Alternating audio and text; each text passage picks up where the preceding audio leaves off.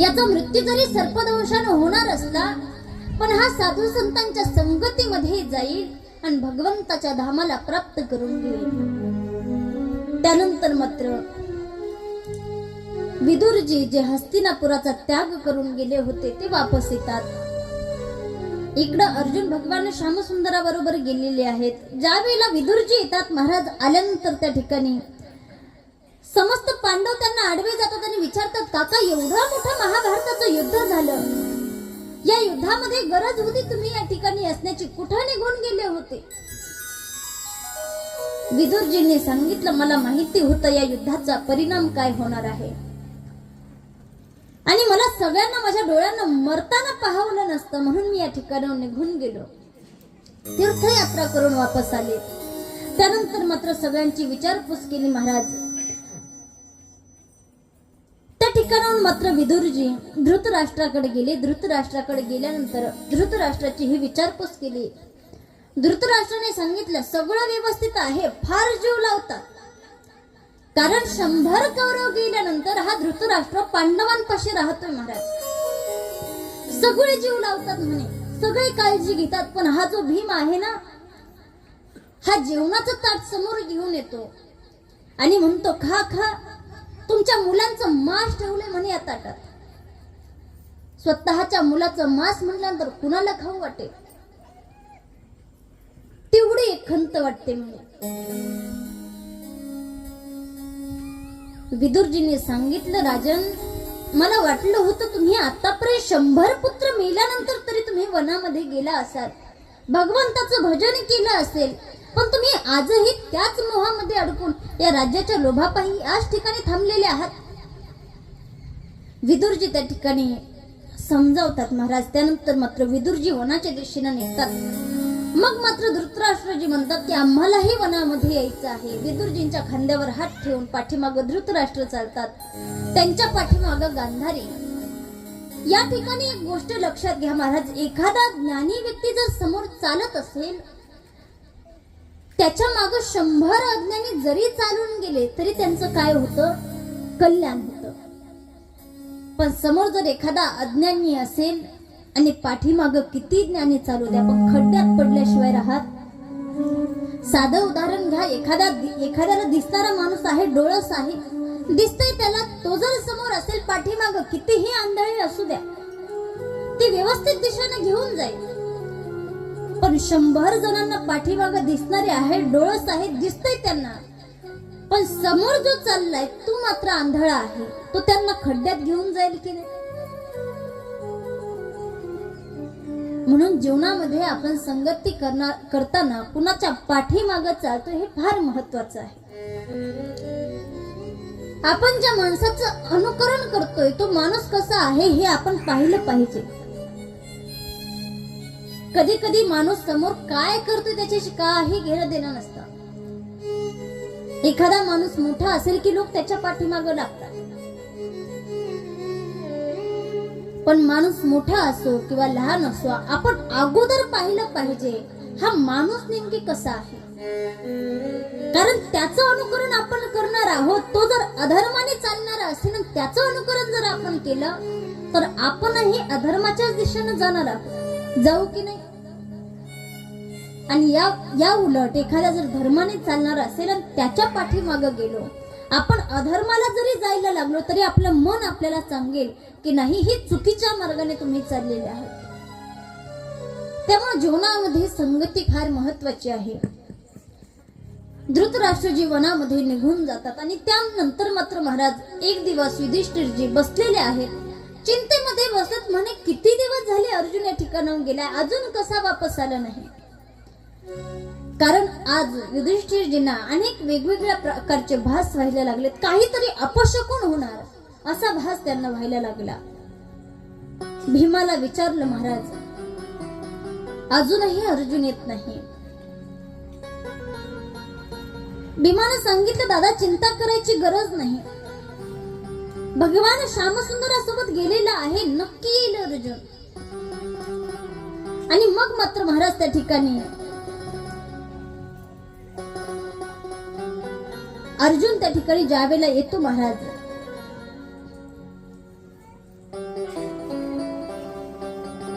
आल्यानंतर मात्र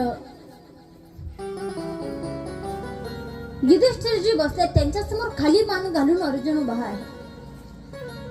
समजा एखाद्या स्त्रीला जर काही आपल्या मनातलं आपल्या पतीला सांगायचं असलं, सांगण्यासारखं नसलं, तर ती खाली मान घालून पाहते.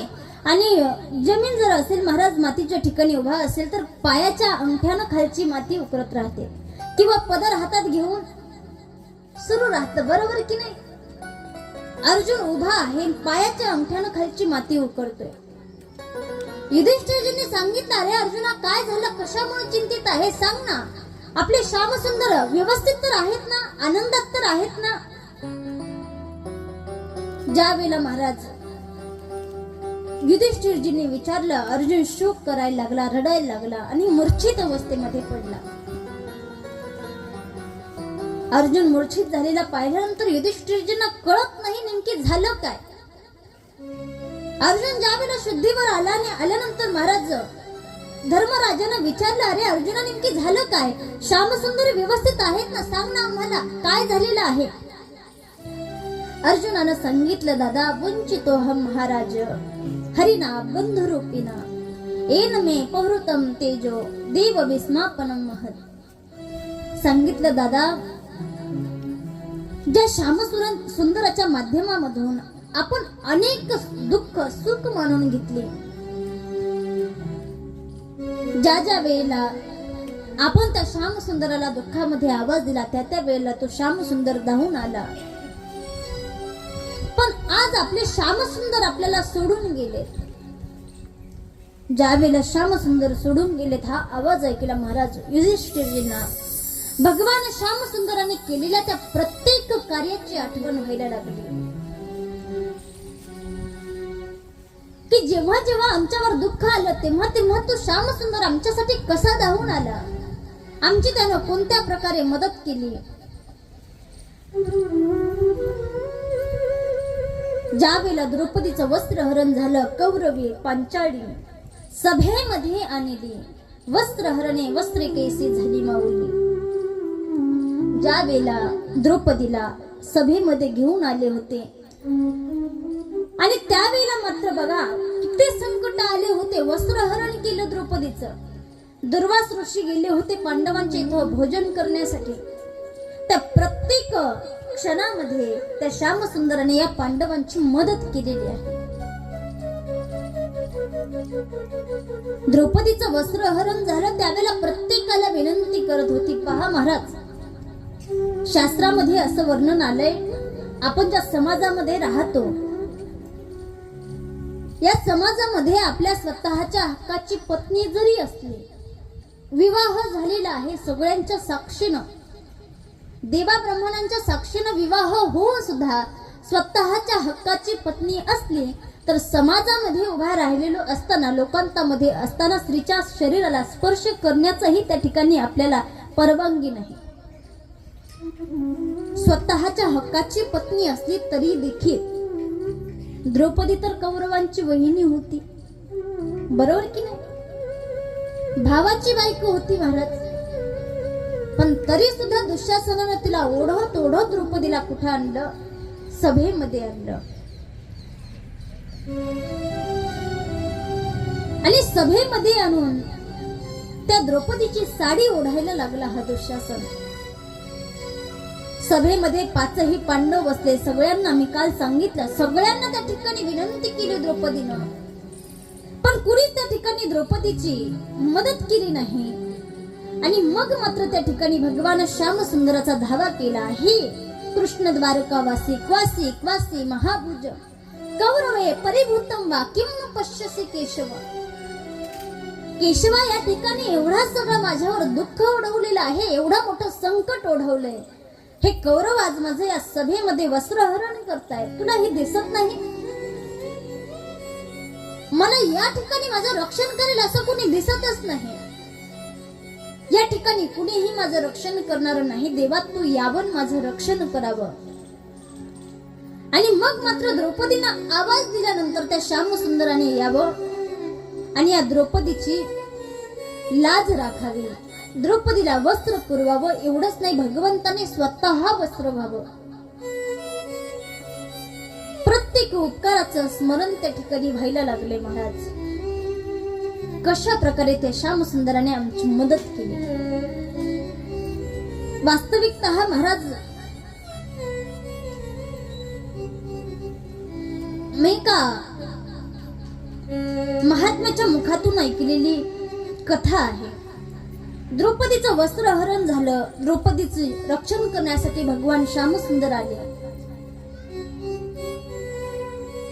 पण या द्रौपदीला एका साधूचा आशीर्वाद होता. काय आशीर्वाद होता महाराज? एक दिवस एक साधू नदीवरती स्नान करत होते आणि स्नान करत असताना महाराज त्या साधूला डोळ्यानं दिसत नाही, अंध आहे. गंगामाईचं स्नान सुरू आहे आणि असं करत असताना अंगावरचं वस्त्र गळून गेलं. साधूनं भरपूर लोकांना विनंती केली पण कोणीही त्यांच्याकडे आलं नाही. द्रौपदीच्या लक्षात आलं. द्रौपदी त्या ठिकाणी गेली. गंगेमध्ये वाहून जात असणारं वस्त्र त्या द्रौपदीनं घेतलं, साधूच्या कमराला लावून दिलं. साधूच्या डोळ्यातून अश्रू वाहायला लागले. वास्तविकतः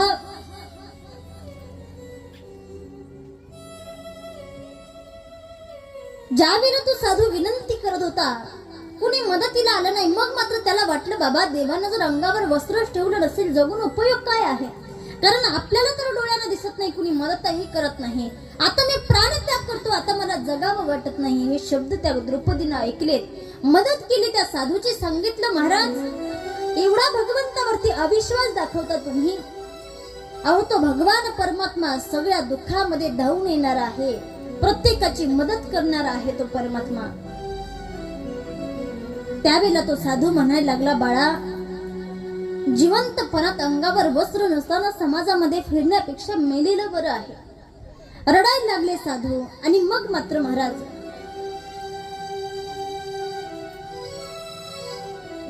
त्या महात्म्यानं द्रौपदीला सांगितलं द्रौपदी अशा कोणत्या सदाचारी महात्म्याची पुत्री आहेस तू? अशा कोणत्या सदाचारी व्यक्तीच्या पोटी तू जन्म घेतलायस? द्रौपदी आज तू माझी मदत केली, मी तुला मदत करू शकत नाही पण मी तुला आशीर्वाद देतो. तुझ्यावर कुठलंही संकट आलं, कोणत्याही क्षणी तुझ्यावर संकट येऊ दे, पण तो भगवान परमात्मा धावून येईल आणि प्रत्येक संकटामधून तुझं रक्षण करेल. आणि म्हणून महाराज त्या आशीर्वाद स्वरूपात म्हणायला गेलं. कुठं कुठं वर्णन आले महाराज भगवंताच्या करंगळीला लागलं होतं. त्यावेळेला द्रौपदीनं स्वतःचं वस्त्र फाडून त्यांच्याला बांधलं आणि त्यामुळे वस्त्र पुरवलं. अशा अनेक प्रत्येक साधू संतांचा वेगवेगळा भाव सांगितला जातो. वास्तविकता पाहायला गेलं महाराज या जगामध्ये ज्याचं कोणीच नाही त्याचा तो परमात्मा आहे. ही गोष्ट आपण नित्य लक्षात ठेवली पाहिजे. ज्या ज्या वेळेला आपल्या जीवनामध्ये आपल्याला वाटेल की आता या क्षणाला आमचं रक्षण करणारं कुणीच नाही, कारण जीवन जगताना असे काही प्रसंग येतात त्यावेळेला फार जवळचे असणारे माणसं सुद्धा साथ सोडून जातात, बरोबर की नाही? आणि त्यावेळेला माणसाला एक प्रकारे असं वाटतं की बाबा सगळ्यांनी जर साथ सोडलेली असेल तर मेलेलं बरं. आणि आजही समाजामध्ये आपण पाहतो लोक आत्महत्या करतात महाराज. कधीतरी त्यांचीही अशी एखादी परिस्थिती येत असेल की दुःख सांगायला कोणी राहत नसेल. पण या ठिकाणी गोष्ट लक्षात ठेवायची, ज्याही वेळी आपल्या मनाला वाटेल आपलं रक्षण करणारं कुणीच नाही, त्यावेळेला त्या भगवान परमात्म्यासमोर बसायचं. आपलं जे काही दुःख असेल त्या परमात्म्याला सांगायचं, अंतःकरणापासून सांगायचं. तो भगवान परमात्मा निश्चित रूपानं कोणत्या ना कोणत्या प्रकारे आपली काय करतो, मदत करतो, कोणत्या ना कोणत्या प्रकारे. कारण या समाजावर डिपेंड राहिलं महाराज की हा समाज असा आहे, कोणत्या क्षणाला धोका देईल आणि कोणत्या क्षणाला साथ सोडून जाईल यांच्यावर विश्वास ठेवूनच चुकीचं आहे. विश्वास ठेवायचा फक्त एक परमात्म्यावरती, कारण त्याच्यावर विश्वास ठेवला की तो कधीच आपला विश्वास ढळू देत नाही. आणि म्हणून त्या ठिकाणी महाराज विश्वास जरूरी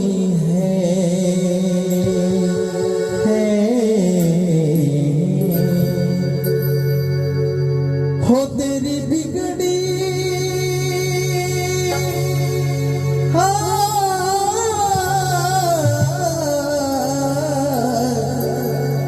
हो तेरी बिगड़ी बनाएगा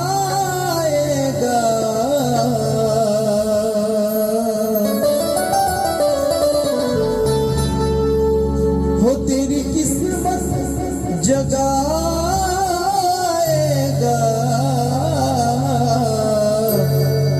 विश्वास जरूरी है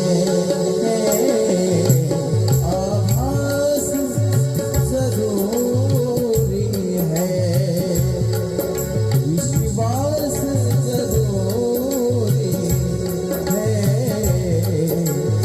आभास जरूरी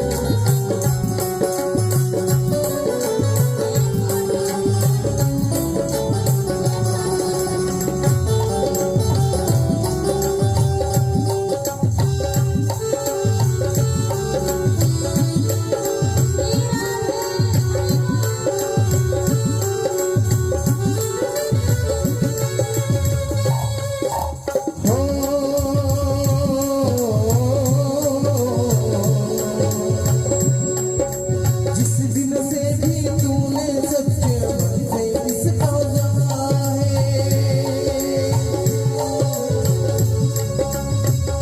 ओ जिस दिन भी तूने सच्चे मन से इसका हो जाएगा उस दिन से तू हर पल उसको अपने संग पाएगा अपने संग पाएगा अपने संग पाएगा तेरे संग संग चलेगा तेरे संग संग चलेगा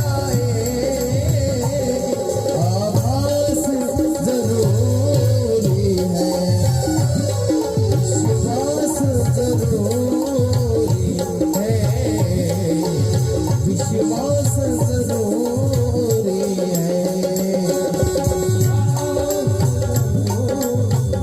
हो विश्वास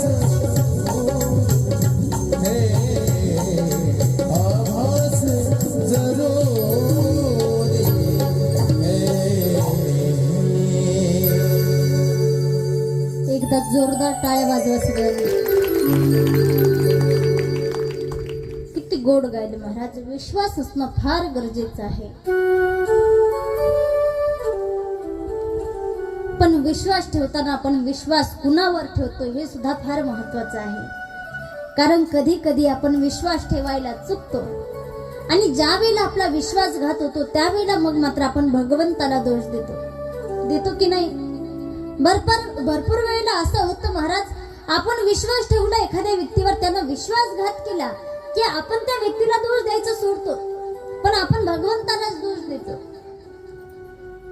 पण अगोदर आपण विश्वास ठेवताना विचार करावा नेमकं ठेवायचं कोणावर. परमात्म्यावर विश्वास ठेवताना विचार करायची गरज लागत नाही, कारण तो भगवान परमात्मा चुकूनही विश्वासघात करत नाही. आणि म्हणून महाराज त्या ठिकाणी भगवंतावर किती प्रेम करावं हे पांडवांकडून आपण शिकलं पाहिजे महाराज. अतूट प्रेम असणारे हे पांडवांचं भगवान श्यामसुंदराच्या प्रती.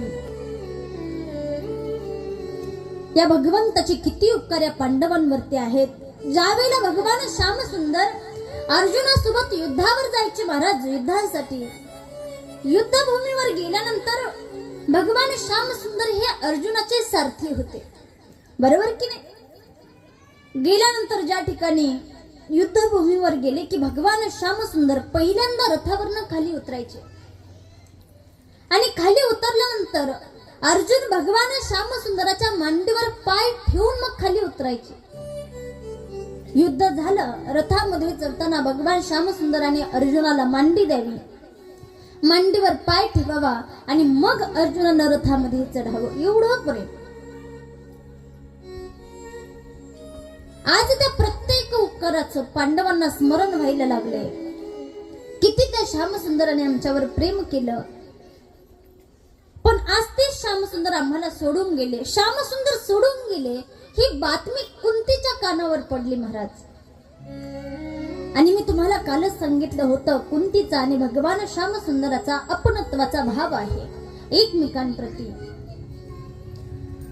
कुंतीनं ज्या वेळेला ऐकलं महाराज, फक्त श्यामसुंदर गेले हा शब्द कुंतीच्या कानावर पडला आणि त्याच क्षणी कुंती बेशुद्ध अवस्थेमध्ये पडली आणि त्याच ठिकाणी तिनं प्राणाचा त्याग केला.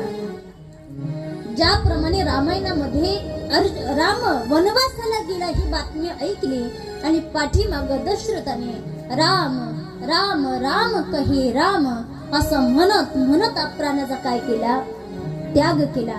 तसं आज कुंतीनं कृष्ण कृष्ण म्हणत त्या प्राणाचा काय केला, त्याग केला. आणि मग मात्र पांडवांनी विचार केला, आता आपलाही या ठिकाणी श्यामसुंदर गेले, आता आपलाही थांबून काही उपयोग नाही, आता आपणही गेलं पाहिजे. आणि मग मात्र आपला जो पुत्र आहे, नातू आहे परीक्षिती, त्या परीक्षितीवर राज्यकारभार सोपवण्याचं ठरवलं. राजगादीवर बसत असताना जो उपदेश त्या ठिकाणी महाराज भीष्म पितामहांनी युधिष्ठिरजींना केला होता, दान धर्मान राजधर्मान मोक्ष धर्मान विभागशः स्त्री धर्मान भागवत धर्मान समासव्यासयोगतः, हा जो उपदेश आज या ठिकाणी पांडवांनी राजा परीक्षितीला केला. आपल्या डोळ्यानं स्त्रीवर होणारा अत्याचार पाहू नये, राजधर्माचा त्या ठिकाणी राजधर्म आपण सांभाळला पाहिजे, सगळं काही उपदेश केल्यानंतर त्या ठिकाणी महाराज पांडव सुद्धा स्वर्गारोहण करण्यासाठी निघून गेले. श्री सुतजी महाराज शौनकादी ऋषींना सांगतायत महाराज की 16 वर्षाचे असताना राजा परीक्षिती हे राजा झाले. महाराज परीक्षिती राजा झाले.